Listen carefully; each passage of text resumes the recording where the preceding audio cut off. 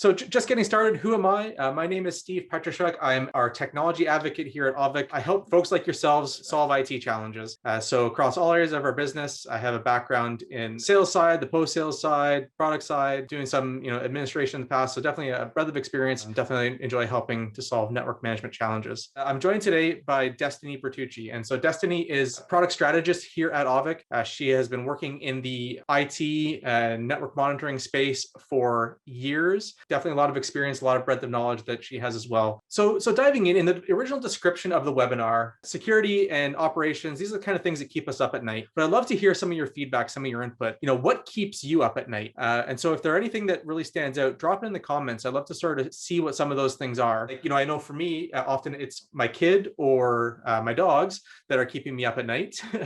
Of course, there's a number of other things within this webinar as well that I'd love to sort of touch on. I did want to just touch on is, we talk a little bit about what keeps us up at night, and where the data basically shows, at least in the IT world, the things that keep us up at night are the sort of the two main topics that we put together for discussion today. And that's around security and safety, primarily of, my networks, as well as the ongoing and optimizing the operation of those networks. So together, those two answers make up over 50% of what others are saying about their concerns and what sort of keeps them up at night. And so it's not just this feeling that, we're always dealing with, the last fire as, fighting different security challenges. We're not always just fighting the last outage. The data supports that, that feeling is rooted in reality. Like those are the things that actually keep us up at night. Definitely worth spending a little bit of time to understand here. So jumping in, I want to ask the question, why are these the things that keep us up at night? Why do we spend a lot of time thinking about, keeping my network secure and keeping my network up and operational? And the reality is because of the cost, right? It's because those things, when a bad security incident happens, when networks go offline, there's a huge cost implication to that. And that's supported by the research as well. So as one example, pulled from this Gartner report, the cost of downtime was pegged at $5,600 a minute, not an hour, a minute. So on the average hour, that's over $300,000 per hour. That's a lot. While that might seem like a lot to us here, it's also something that I have seen in practice as well. I've worked with different users across different industries. I had one manufacturing client who actually had calculated the cost of downtime in the manufacturing floor because their entire manufacturing system was network connected. So if the network went down, manufacturing went down, they literally lost $250,000 an hour. So there is rooted in some reality. And I Welcome can add back, to Destiny. that too. When I was actually in Votech, and this was in 2001, way back in the day, don't even get me wrong, but we were actually watching them when they had a backhoe that was out there fixing something that had nothing to do with fiber lines, and they were unaware of the fiber line. And once it got cut, it was $1 million a second, they said, that actually goes through that for MCI at the time back there in Oklahoma. So that was a huge kind of an alert, I guess you could say, in 2001 to construction companies on the significance, as well as us that were in IT, right? Because we were like out there, like literally in my first networking class is like, oh my gosh, this is crazy. We didn't even realize the cost that could be associated with downtime. I love all the memes that I see now related to, like backhoe digger digging into a fiber line. Funny that it's happened so often, it's become a joke, right? Right. But we forget how reliant we are on the network. So yeah, so the cost of downtime, network goes down, that's not a good thing. And then, pivot a little bit to talk about the cost of security breach. And this is something that you see a lot in the media, a lot in the news, but the reality is that breaches do cost a lot of money, both to identify, to prevent, to resolve. That's another big area of cost. And if we did have a security incident. And so if we go back to the original question, what keeps us up at night? Securing my network and keeping my network online. I think these are, totally reasonable things given how much they can impact us and how much they can impact the bottom line of the organization, that, they should be a little bit concerning. And I think that a lot of the times people forget that it's the integrity also of your name and your business that goes out there. So it's not just revenue loss now, it's perceived revenue that you probably had in channels that no longer will go that route, because if there is a breach, they want to wait and see how that gets done. And while they're waiting, they're looking for something else to provide them their solutions. For sure. So that actually dives right into sort of our next point, which was all around the non-direct costs. So there, we talk a little bit about cost of remediating a breach, or talk cost of getting the network back online after it goes out. What about sort of all those non-financial costs? And one of those you mentioned was related to that brand damage. That is absolutely something that can affect ongoing revenue of the company. And because of that, it also feeds into enterprise value of the company as well. Not something that we in the IT world often think about, definitely something that can be impacted with either of these two issues. Yes. And especially if you look at stock stock too. So it's not even like, as we're like looking at it from a public side, not even the personal cost yet. When you're looking at the public and they're investing into your company, they're actually investing in your security measures because they're assuming that you have them in place. And it's almost like a breach is a red flag when everybody, well, obviously it's a red flag, but like when somebody starts waving it and they're like, oh my gosh, we have a potential breach and there's something that's happening, the whole world, not just a few, start looking. That's good and bad because a lot of people are waiting for the stock to go down. And what they're actually doing is trying to see the enterprise value and how much brand damage they actually do. So they'll start monitoring and seeing like, are they taking the high road? Are they taking the low road? Are people gaining board? Because they're going to buy it out at a lower cost.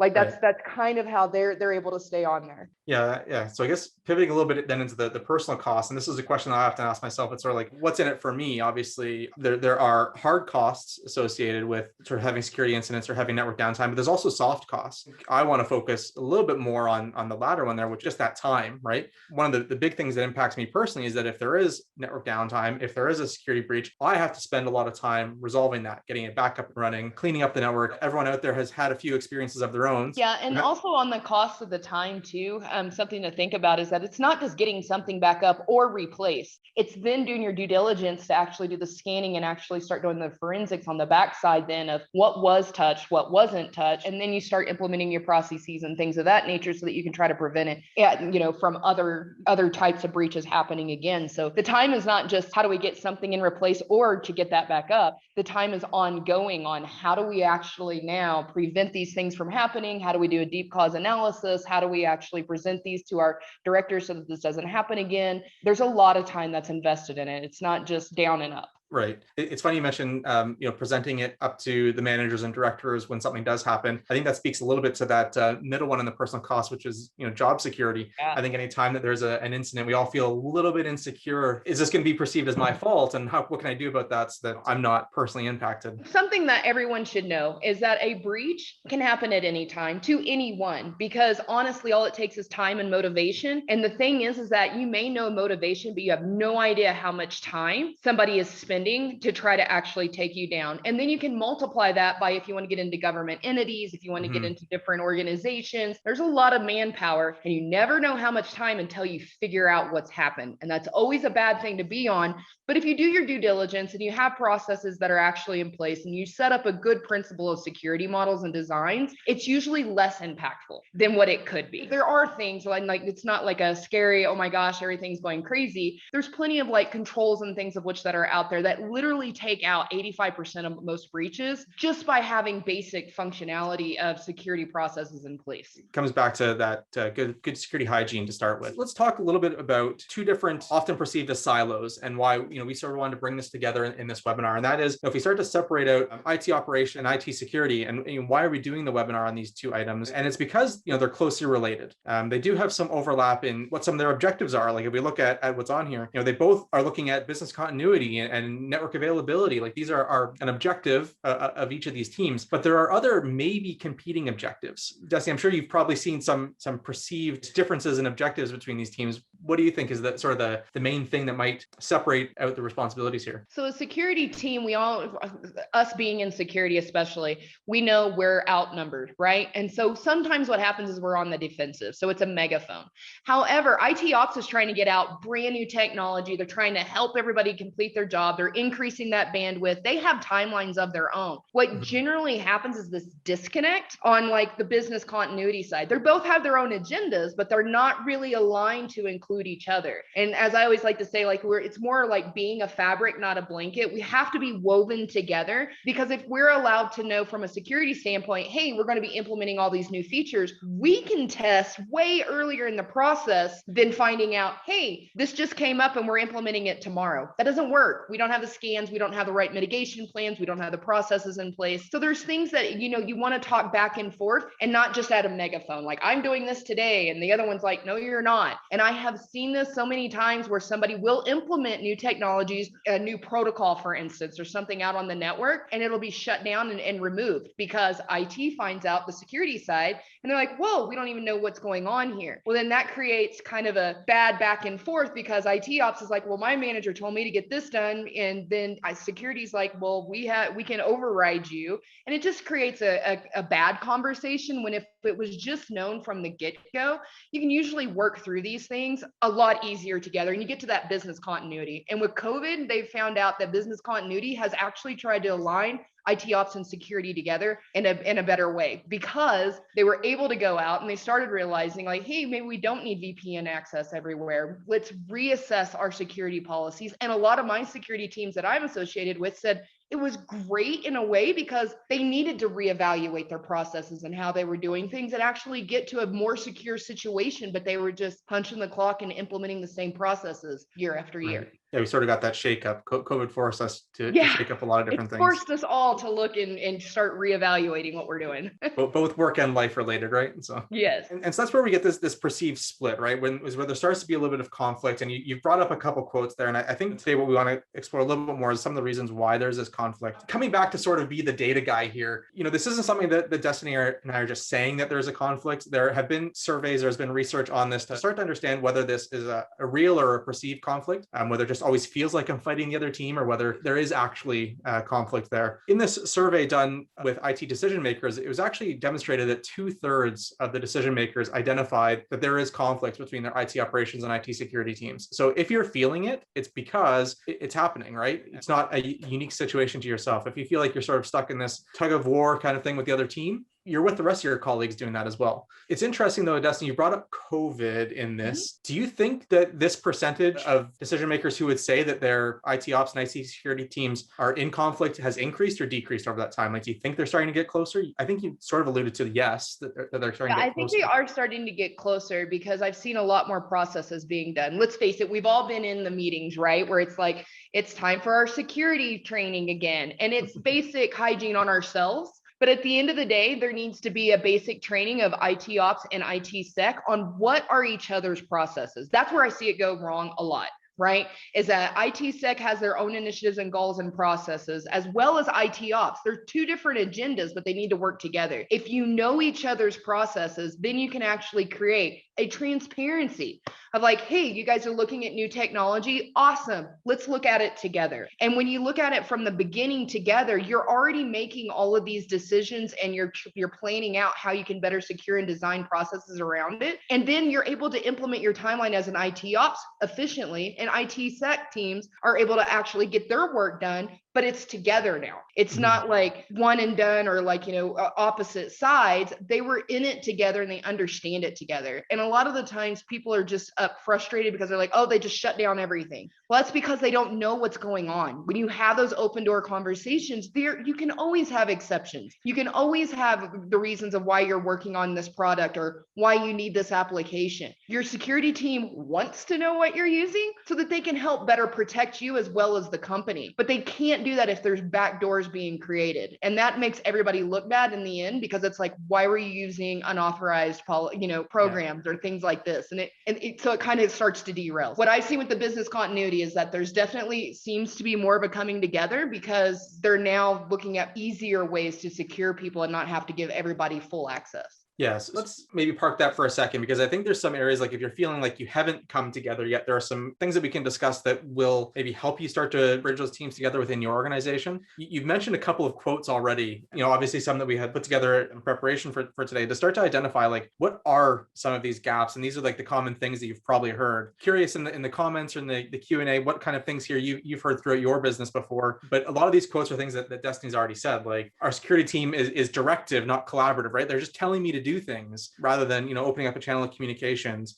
I think one of my favorite ones that you brought up, Destiny, was that conversation about like they need to check their egos, which can go both ways, right? Yeah, it could definitely go both ways, but I feel like because there's not a lot of the security guys that are out there, you're now like in CEO roles of your own directives, right? And that's a good thing, don't even get me wrong. Everybody now has to do security, so those roles are getting a little bit changed and a little differently defined. It's more like auditing and more things of that nature and processes, and then you tell networking and servers guys how to implement and how to do, and then you verify it. So I think a lot of the egos are being checked on that, if that makes sense, because it's more of a wait, I don't have enough. If we work together, it's easier for me to delegate and to get things done, as well as the IT ops guys are like, yes, please tell me, for the love of goodness, what are we doing and how do we be more secure instead of it just being a box, right? That's handed to us.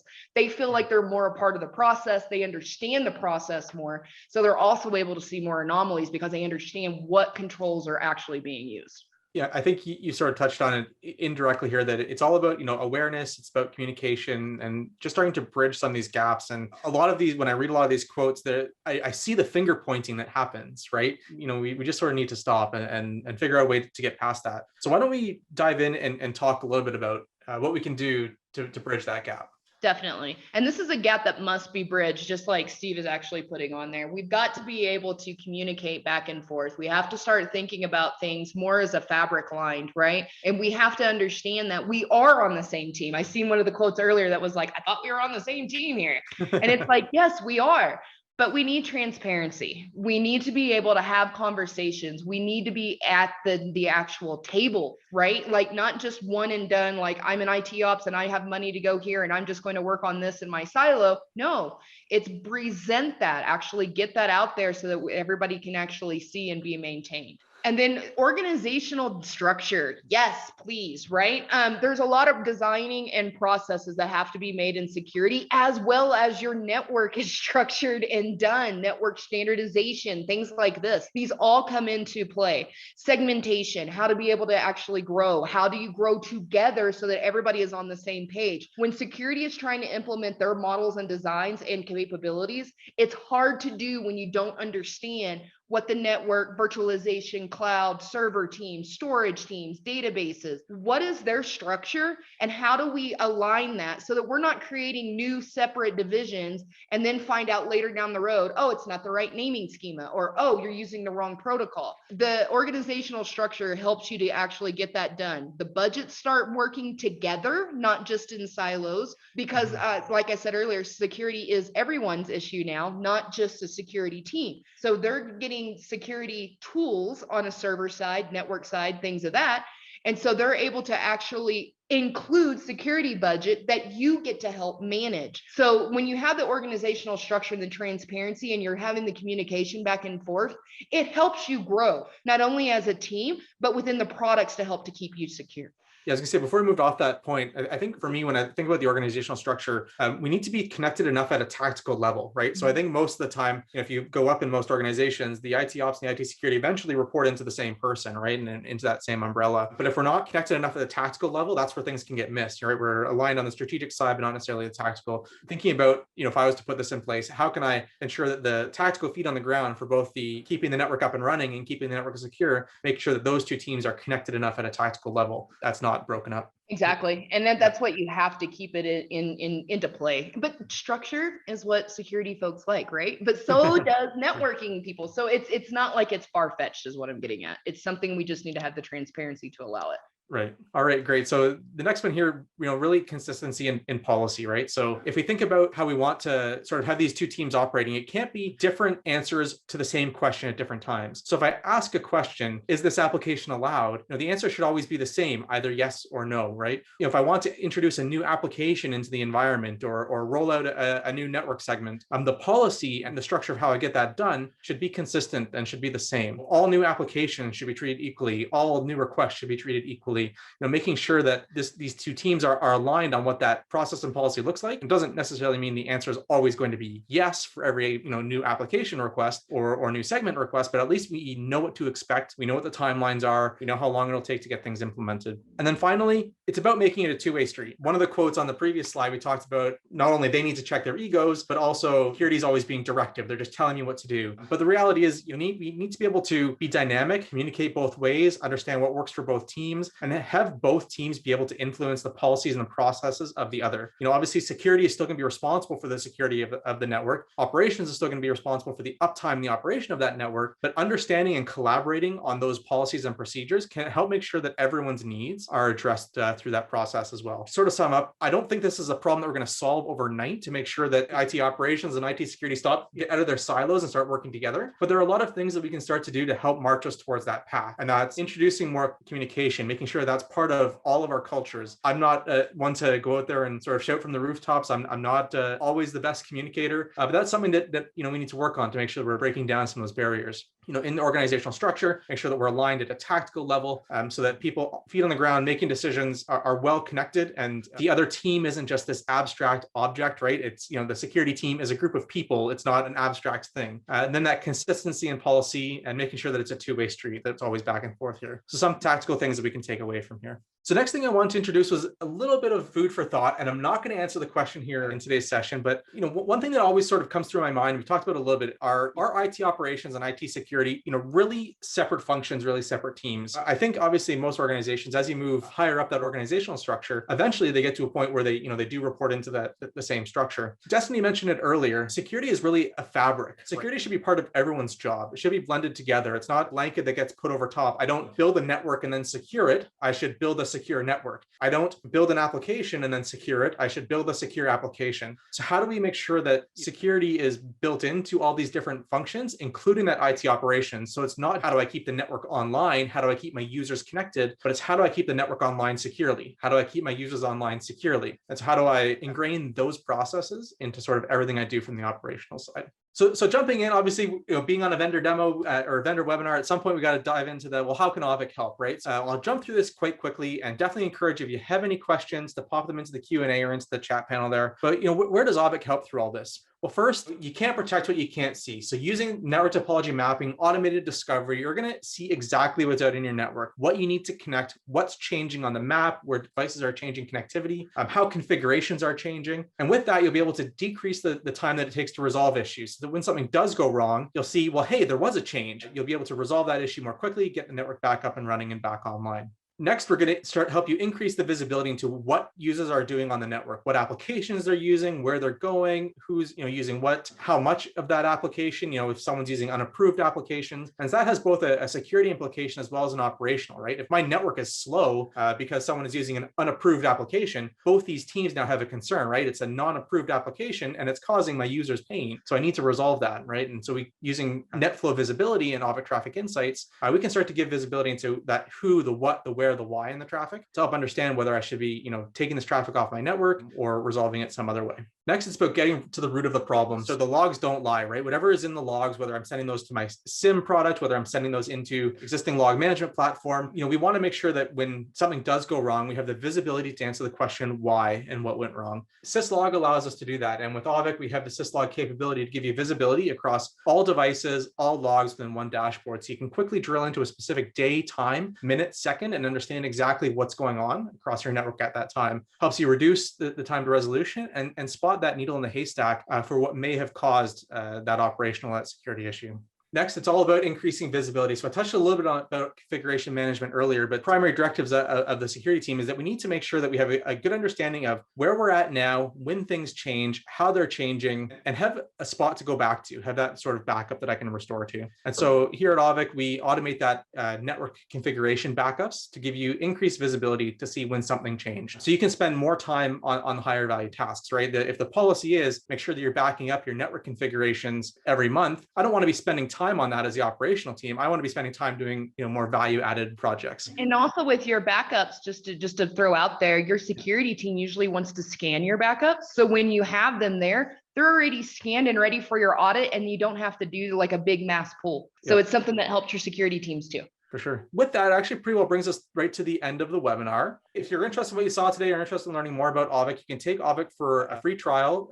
The link is auvik.com/itops, aligned with today's subject for the webinar. If you hit that URL, which I believe we'll put in the chat here, you can head to auvik.com, itops, kickstart a trial, and see this in action in your own network. So thanks so much for joining. Definitely appreciate the time to come out here today. Hopefully, going back to those 4 items we talked about earlier around communication, structure, consistent policy, and having that two-way street, there's some actual items that you can take to help improve the dynamics of your security and operations team. Thanks so much for joining here today.